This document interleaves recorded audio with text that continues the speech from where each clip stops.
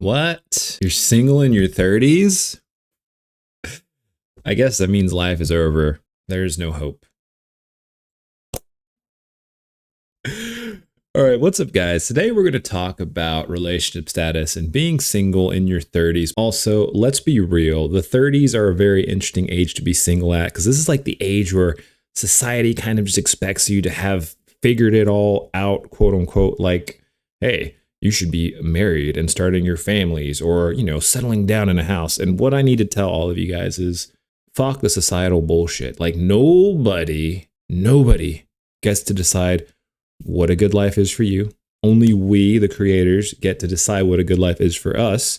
And there are no timelines for anything for anybody. Timelines are not linear. People can find love at 70, people can find love at 20, 18.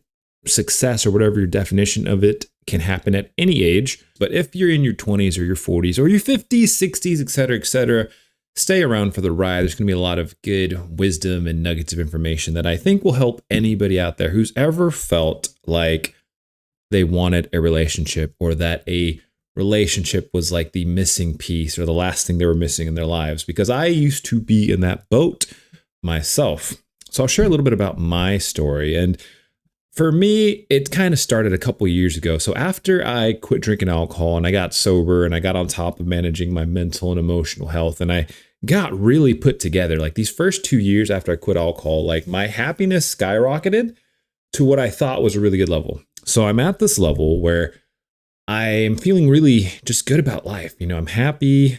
It feels like in my reality that, I've got a good job, I'm in good health. The obvious next step just seems to be like a relationship with somebody.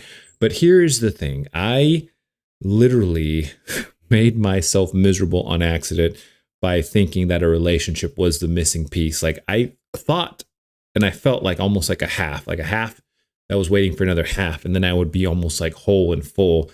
And here's the thing. And all the stuff out there that talks about relationships and dating is basically like, you always need to get to a place to where you just love yourself and you feel whole and complete and you feel like you don't need a relationship before getting into a relationship. Why I had the most difficulty resonating with that information for the longest time was because I felt like I was already complete. Like looking back now, I can tell you that I wasn't complete to the level I am today. But back then, I legitimately bought into this delusion that I was already complete and I was already happy by myself. But because I thought that and I thought the next logical step was a relationship, it made me feel really unhappy because I didn't have that person or that partner or that relationship. And in retrospect, like if you're in a mood or a vibration where you feel like you really need a relationship, that's probably the worst time for you to be dating because you're going to pick the wrong person for you. You're not going to pick someone who's actually really compatible with you. You're not going to pick a solid life partner. So many people today settle for relationships that are just not good for them. But it's because we're just driven. It's just the way we are. Like we are humans. We're built for connection. We're built for man was built for woman built for man. You have kids together. You have a family. It's just the way we're wired to want that kind of connection. And there's nothing wrong with that. But the thing is, when you're in a place where you feel like you just really need it or you really, really want it, you are in the worst possible place to ever actually like date and go for that thing. It's a paradox. It's like when you want a relationship and when you feel like you need it and it feels like the missing piece and it feels like everything else about your life is put together, but that's the missing piece. And if you think of it like the missing piece, you will forever just not pick the right partner. You will go on the worst dates. You will have too much writing and too much energy and too much heaviness that you won't actually be yourself. And you'll be like molding yourself, trying to fit into like this other person's checklist and boxes because you just don't want to be alone. You just want a person. But what I realized is that I was delusional a few years ago because I thought I was really happy and that a relationship was the only thing I was missing. But because I thought it was something that I was missing, like I wasn't already a whole, full, complete product by myself, it actually made me feel a bit unhappy. But I was caught in that delusion in my head. I don't know. This might not be making sense to you. I'm kind of a little bit post-food coma making this video right now. But here's the thing. The thing is, I can look back now and say that, whoa, I thought I was happy, but compared to the levels of happiness I'm at now and the ways that I've shifted with my vibration and my energy, I realized that I wasn't actually very happy. And I was not in the ideal spot to even like entertain the idea of a actual significant relationship with a potential life partner.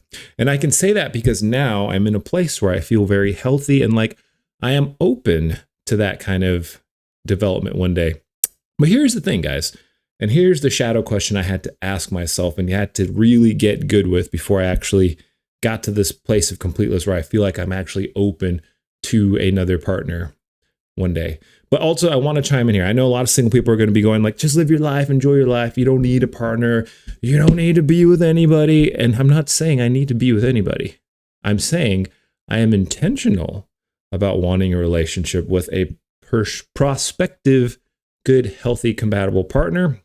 But the shadow question is, are you okay dying alone and playing this game forever? And for some of you guys out there, you might get ridiculously triggered at the thought of that question, because for me, it would feel like just grabbing a big ass knife, going up here under my xiphoid process and just stab right into my chest space. The thought of dying alone, the thought of playing this game alone, the thought of never finding love. Like, what the fuck? No, no. It's the worst thing that could have ever happened to old me.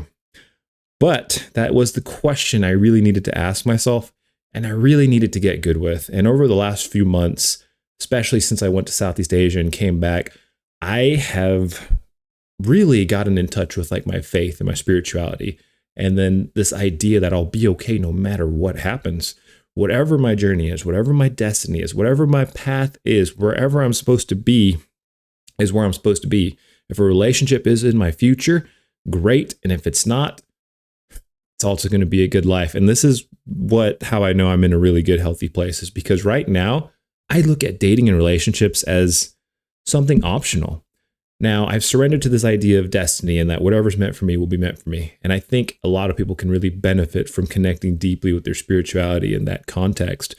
But also that doesn't mean you derp through life and just don't have any ambition or intention. It's about a balance.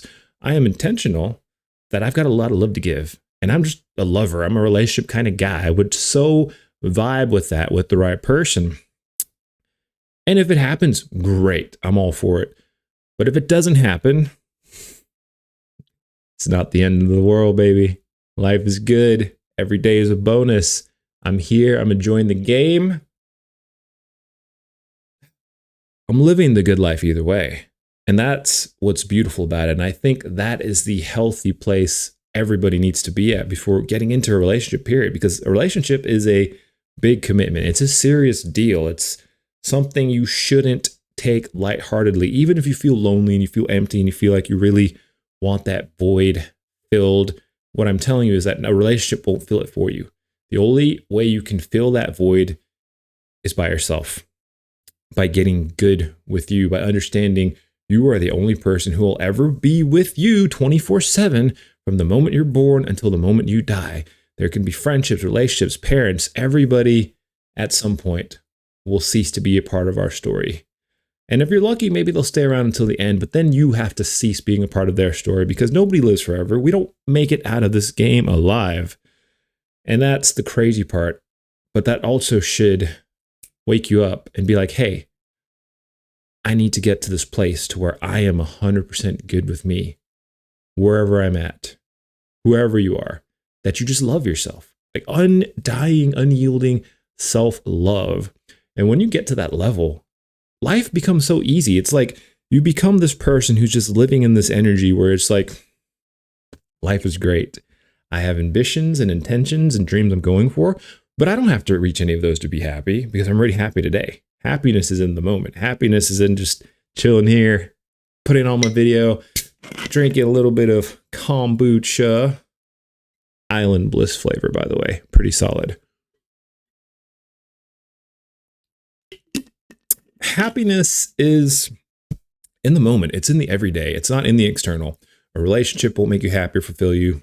You might think a lot of money might make you happy or fulfill you. It's not going to make you happy or fulfill you. It might make you happy for a little bit. Car, finances, house. The point I'm trying to make, guys, is that happiness and filling the void inside of you comes from within. It comes from doing the work. It comes from meditating. It comes from sitting with yourself for long periods of time, really understanding who you are, and then ultimately coming to this understanding that no matter what happens in life, no matter where you're at, where you're going, you're going to be okay with or without a relationship.